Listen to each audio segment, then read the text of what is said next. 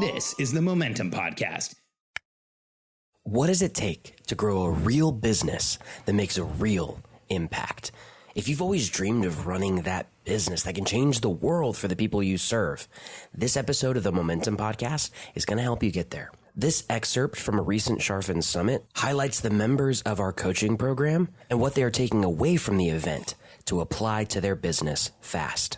They're going to help you understand how focusing on self-care can be the biggest point of leverage for growing your business. Also, that an entrepreneur with a team never walks into a room alone, and that if you apply the right systems, processes, and frameworks into your business, you can go out and make your greatest contribution. I'm Alex Sharfen, and this is the Momentum Podcast, made for empire builders, game changers, trailblazers, shot takers, record breakers, world makers, and creators of all kinds. Those among us who can't turn it off and don't know why anyone would want to. We challenge complacency, destroy apathy, and we are obsessed with creating momentum so we can roll over bureaucracy and make our greatest contribution. Sure, we pay attention to their rules, but only so that we can bend them, break them, then rewrite them around our own will. We don't accept our destiny, we define it. We don't understand defeat because you only lose if you stop, and we don't know how. While the rest of the world strives for average and clings desperately to the status quo, we are the minority, the few, who are willing to hallucinate there could be a better future, and instead of just daydreaming of what could be, we endure the vulnerability and exposure it takes to make it real. We are the evolutionary hunters, clearly the most important people in the world, because entrepreneurs are the only source of consistent, positive human evolution, and we always will be. One of the biggest issues with leadership in a business is when you bring in a leader that's not culturally aligned, it creates this tumor in the business that starts touching everybody, and everybody gets a little piece of the tumor, and they back away and they don't want to be close to it. And they really do. They hide in their shell, and they make themselves small. They diminish themselves so that they don't offend this new person who's in leadership. And I'm glad that they're coming back within 6 months, Robert. I've seen it take a year in some businesses. When somebody comes in and they're punitive enough in a leadership position, it can take, and even worse, what I've seen is leader comes in that's not culturally aligned. People in the business start not doing so well. We start terminating people and we keep the leader like that. Thank goodness you didn't do that. You know, I've watched that so many times over and over again, especially when it's supposed to be the savior. So, I think in a lot of ways, you guys got out of that in relatively well compared to a lot of businesses that I've seen. That's awesome. By the way, it doesn't have to be somebody in leadership. You bring somebody into any part of the team who's not culturally aligned, and it will start to affect the entire team fast. I've done it by accident. I think we've all done it. And it's something that we really focus on now for every hire, no matter, regardless where they are. Thanks, Robert. Let's see here. Donna. Hi. Hey, Donna. Hi. So we talked about some of the things that were most impactful for us. And then we kind of just started to talk with each other freely afterwards. And we realized that we were like two operators and two CEOs. So Alice wanted to ask, since she's in her role as operator, what is the best way to how do the CEOs find the best to hear their no's and to have an operator or some members of the team say no. And one thing that Julie said, it was in our group, that I thought was really interesting, is she said that if she has a new idea or something she wants to implement her company, she has to make sure she finishes an OTA first. And having to finish an OTA first is a big enough deterrent that if it's not a big enough priority, then she won't do it. And then that kind of tells her this isn't worth it. And both of the CEOs were talking about how having an operator who will help prioritize things for them, ask them again, okay, this is what you just said is number one priority now. Does that mean that it's a priority over this list of things that we already said were priority? And then the CEO will, kind of realize, no, wait, those other things, those are still number one priority. And you're right, let's keep going with this the way we had it in our waterfall first or something. And so I think that's that definitely is something that I want to implement more, is adding the OTAs as something that we need to make sure we implement for any new idea or process. And then also realigning with every new idea, that it's still something that is actually a priority in all of our priorities. Oh, so good. I'll share an insight with you. I talk about this. I end up talking about this at every event. Here's part of the training that our team gets when they start with us. Every member of the team is told about me. They are exclusively told, like discreetly told, Alex does not change priorities. He can't change stuff on the waterfall. He can't change timing, and he can't change what you're accountable for. And we tell everybody that because here's what used to happen. I would have casual conversations with somebody and say, oh, that's a great idea. And then they would go tear off and do it and ignore the waterfall. And so that's putting that gatekeeper in place of the OTA is really interesting. I've seen CEOs who have 1 million ideas a quarter, suddenly they have 4 because there's a document involved. And so it completely changes things. And there's this, like, we talked earlier about maturation of a CEO, Rachel gave us a really clear example of it, but it's like early on as an entrepreneur, I want everything done right away, all at once, right now. And then as you start moving away from that, it's like, okay, I can give the time for other people to do it. Well, then I'm going to create a process through which we decide what we're going to do so that I don't just throw things out and we get them done all the time. And then, several steps from there, it's now I'm excited about multi-quarter, multi-year projects. My cousin works at Apple. And I love hearing about his experiences at Apple. He's been there about 10 years. He just got promoted to senior manager, which is one step below director, which is like at Apple, if you hit director, you've got it made. Your salary is 7 figures or more. Your stock options are probably more than 7 figures. It's very hard to get a director out of Apple because it's very hard to become a director.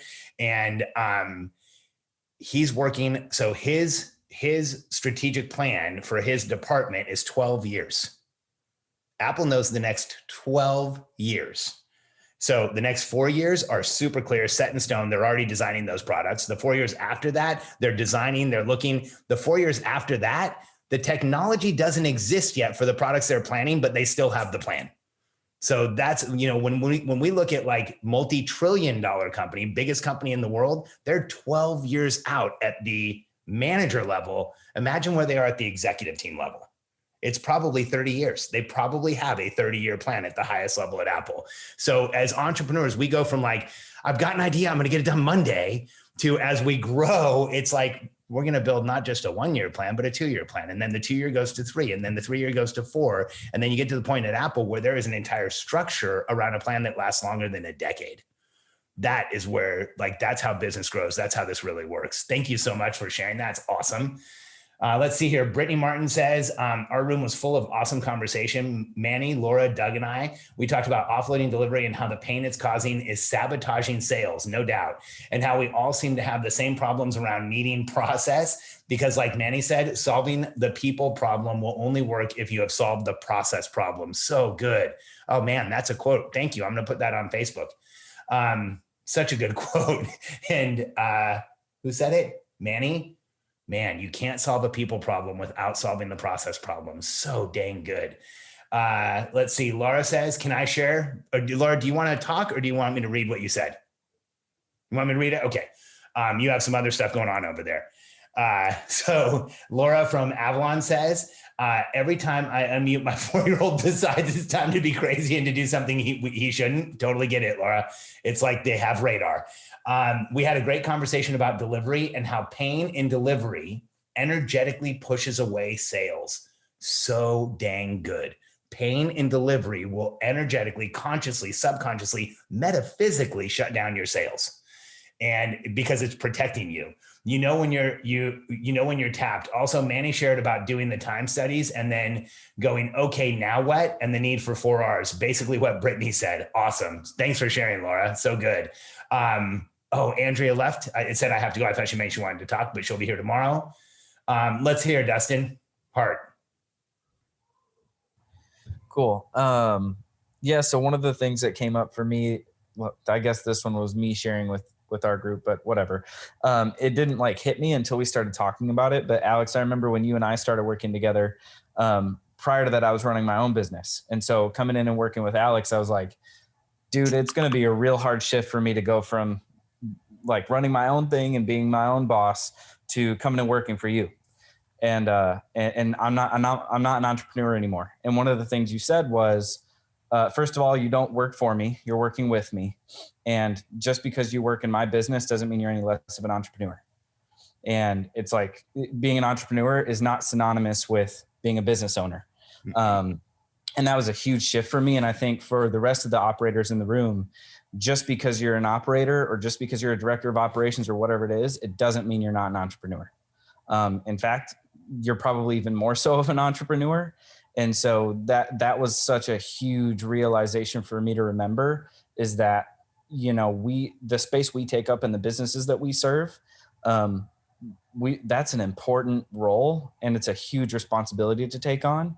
And I was just reminded of that this week and in the last couple of days. So I just wanted to share that with the group, for all my operator homies out there, and just how important we are into the businesses we serve, and what a responsibility that is. Because, you know, we were thinking about the self-care piece and how important that is for us too. And so that was just like, that came flooding back to me, and I just wanted to share for everyone who might need to hear it. Dustin, can I ask you a question about it really quick? Yeah. In that moment, I actually vividly remember that exact discussion you and I had. And in that moment, when I said, first, you don't work with me or for me, you work with me. What did it make you feel?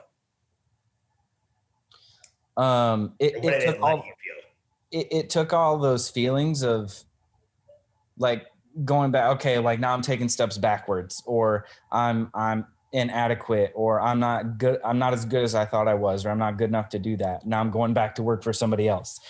It took all of that away, and it really empowered me to step into that role that I was in with you at the time, and understand like, okay, I can still have a big impact on the world, right? Because as entrepreneurs, we know it's not just about the money.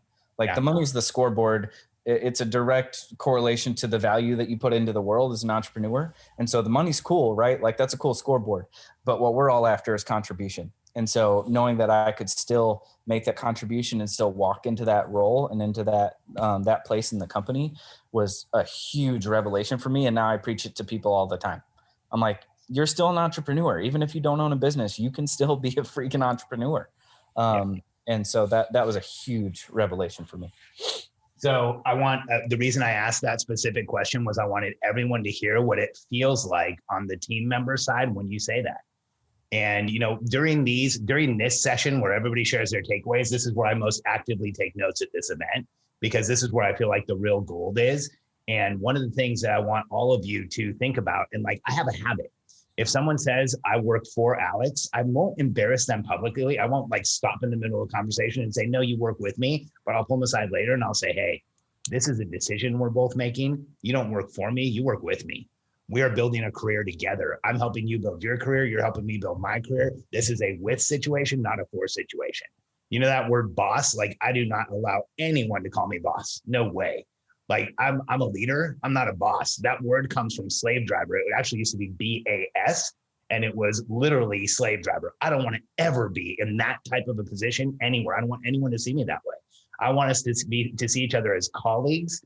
I want us to see each other as a mutual support system. And so just that, if you hear somebody in your business say, you know, I work for Robert or I work for Travis, correct them, maybe not embarrassing or like calling them out in a place, but pull them aside later and say, hey, we work with each other. And I want you to really take ownership of the fact that this is a with situation, not a for situation. So good, Dustin. I really vividly remember that conversation. And it's so interesting to have you bring it up, because I remember later that night, I was thinking, man, I remember when I didn't know to have that conversation, and I would actually feel pride when somebody said, I work for Alex. Now it scares me. Now, I mean, there's no pride in it at all. I'm like, whoa. I don't want you feeling that way, because that's the first part of them feeling suppressed. It's like, I work for. No, with. With is empowering. With is completely different than for. So good, Dustin. Thanks for sharing, man. And thanks for bringing up like a really good personal memory. That conversation between the two of us, I walked out of it feeling like way closer to you, and also like heard and validated like from where I was coming from. Thanks for listening to this episode of the Momentum Podcast.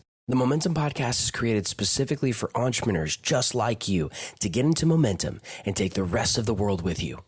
If this episode helped you do that, take a moment and leave us a review. Let us know how we helped you make a bigger impact on the world. And our journey doesn't have to end here.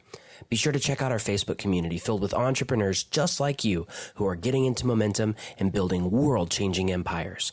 Go to charfen.com/community to join now.